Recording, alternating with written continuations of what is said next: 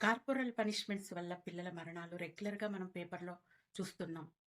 ఈ మధ్య కాలంలో ఎక్కువగా ఈ కార్పొరల్ పనిష్మెంట్స్ ఇస్తున్నారు టీచర్స్. కాస్త ఆలస్యంగా వచ్చినా, హోమ్ వర్క్ చేయకపోయినా ఎండలో నిలబెట్టడం, గొడకుర్చీ వేయించడం, వాళ్ళను గ్రౌండ్‌లో పరిగెత్తించడం ఇవన్నీ చేస్తున్నారు.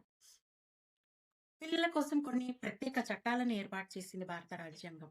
భారతదేశంలో కార్పొరల్ పనిష్మెంట్స్ అన్నవి బ్యాన్ చేశారు. రైట్ టు ఎడ్యుకేషన్ యాక్ట్ 2009 ప్రకారము చట్ట విరుద్ధం.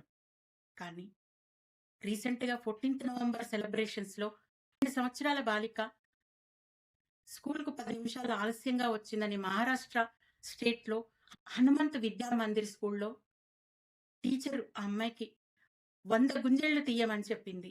ఆ అమ్మాయి గుంజళ్ళు తీస్తూ అస్వస్థతకు గురైంది. హాస్పిటల్‌కు తీసుకువెళ్లారు. చికిత్స పొందుతూ అమ్మాయి చనిపోయింది.